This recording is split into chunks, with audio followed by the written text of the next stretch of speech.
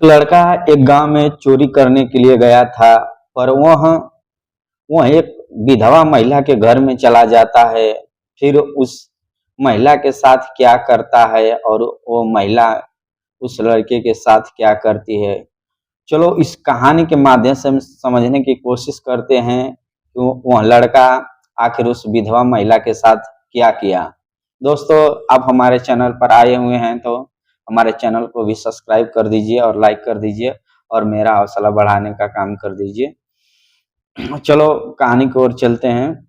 दोस्तों, ये कहानी उत्तर प्रदेश की एक गांव की है। जो एक वो गांव नदी किनारे बसा हुआ था। और पहले के गांव में ऐसा होता था कि ज्यादातर लाइट नहीं रहती थी, तो उस गांव के लोग शाम को ही खाना खाकर जल्दी सो जाया करते थे।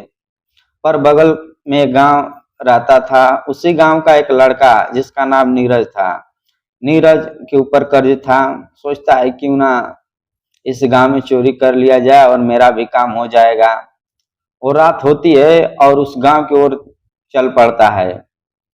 गांव में जाने के बाद दो चार घर में चोरी कर लेता है। उसका तो काम हो जाता है। फिर वो अपने घर वो वापस गांव की तरफ जाने लगता है। अचानक रास्ते में एक अकेला घर पड़ता है। सोचता है क्यों ना इस घर में भी चोरी कर लेता हूँ और कुछ ज्यादा ही फायदा हो जाएगा। दोस्तों, वह घर में चला जाता है। देखता है उस घर में तो कोई नहीं था, सिर्फ एक महिला थी जो कि उसका पति 2-3 साल पहले एक्सीडेंट में मर गया था। दोस्तों, उसका पति मर जाने के बाद महिला घर में अकेली रहा करती थी और वह अपने खटिया पर सोई हुई थी। चोर की नजर उसकी ओर पड़ती है तो इसका मन का जो विचार होता है, चोरी करने आया था लेकिन इसका विचार बदल जाता है। और फिर मन में सोचता है कि महिला अकेली है, इसका क्यों ना फायदा उठाया जाए। फिर सोचता है यार कुछ हल्ला हो जाएगा, जग जाएगी तो बहुत मार पड़ेगी। फिर हिम्मत जुटाकर उसके खटिया के पास जाकर बैठ जाकर सोचता है और उसको टच करने का, छूने की कोशिश करता है लेकिन डरता भी था। फिर हिम्मत जुटाकर उसको छूता है। वो महिला घबरा कर जाग जाती है और खटिया पर बैठ जाती है और ये झट से खटिया के नीचे छिप जाता है। महिला सोचती है कि आखिर कौन आया है। फिर सोचती है कि मेरे घर में कौन आएगा, लगता है बुरा सपना आया होगा। फिर वो सो जाती है। फिर वो सुबह महिलाओं को सुबह ही काम रहता है, घर का काम, बर्तन धोना, खाना बनाना। महिला भी सुबह होकर शौच की ओर निकल जाती है। शौच की ओर जाती है तो कुछ पड़ोसी की महिला मिलती है, बोलती हैं कि आज हमारे गांव में चोर आया था और 2-4 घरों में किसी का 1 लाख, किसी का 2 लाख चोरी कर लिया है। महिला विधवा महिला का नाम उर्मिला होता है। उर्मिला जब इस बात को सुनती है, उसके मन में तुरंत ख्याल आता है कि हो ना हो मेरे घर में भी लगता है कोई आया था। उर्मिला शौच करने के बाद तुरंत अपने घर की तरफ आती है और दरवाजा खोलती है और फिर चारों तरफ घर में देखती है तो किधर भी कोई नहीं था। लेकिन फिर खटिया के अपने नीचे देखती है तो लड़का जो नीरज था वो सोया हुआ था। उसको जाकर जगाने की कोशिश करती है, फिर डर जाती है कि कोई चोर है, कुछ कर ना दे। फिर सोचती है कि अगर हल्ला भी करूंगा तो गांव वाले इसे मारकर मुआ देंगे और फिर ना जाने गांव वाले मेरे बारे में क्या क्या सोचेंगे कि ये रात भर घर में रखी थी, क्या कर रही थी। फिर उसको हिम्मत जुटाकर पानी उसके ऊपर छिड़कती है। तुरंत वो नीरज घबरा कर उठ जाता है, डर जाता है और उसके पैरों में आकर गिर जाता है कि मुझे माफ कर दो, मुझसे गलती हो गई। लेकिन उर्मिला बोली तुम यहाँ क्या कर रहे थे? वो नीरज बोलता है कि मैं गांव में तो चोरी करने आया था और दो चार घर में चोरी भी कर लिया था, और फिर मैं अपने घर की तरफ जा रहा था तभी तुम्हारा घर एकांत में पड़ा। मैं सोचा क्यों ना इस घर में भी चोरी कर लूं, और यही विचार लेकर तुम्हारे घर में आया था, लेकिन मैं तुमको देखकर मेरा विचार बदल गया और मैं तुम्हारे तरफ आकर्षित। फिर उर्मिला बोली कि तुम हमारे खटिया के पास आकर क्या करने की कोशिश कर रहे थे? नीरज डर कर बोला, मुझे माफ कर दो, मैं आज के बाद ऐसा कभी जिंदगी में गलती नहीं करूंगा। फिर महिला बोली, आखिर तुम मेरे घर से अब चले जाओ। और नीरज रोने लगा, नहीं नहीं, अभी जाऊंगा तो मुझे गांव के लोग मार देंगे, सुबह हो गई, मैं शाम को चला जाऊंगा। नीरज भी 19 साल का लड़का था और अच्छा था। वो भी उर्मिला सोची कि ठीक है, मैं क्या करूं तुम्हारा। फिर अपना दूसरे कमरे में उसको बंद कर देती है। तभी कुछ गांव के लोग, दो चार लोग आते हैं और उर्मिला से बोलते हैं, भाभी गांव में एक चोर आया था और दो चार घरों में चोरी किया है, आपको दिखाई दिया क्या? उर्मिला बोली, नहीं नहीं दिखाई दिया। गांव के लोग बोले, अगर वो दिखाई दे तो उसे जरूर हम लोग को बताना, क्योंकि दोस्तों वो गांव की तरफ जब आया था तो गांव के जो मेन गेट था वहां पर एक कैमरा लगा था। कैमरे में आने के बाद उसका रिकॉर्ड हो जाता है कि आया था, लेकिन जाने के समय उसका रिकॉर्ड नहीं हुआ था। इसलिए गांव के लोग सोच रहे थे कि आया तो है लेकिन गया वापस नहीं है। इसीलिए इसीलिए वो नदी किनारे उसको खोजने लगते हैं कि मिलेगा तो मारेंगे बहुत।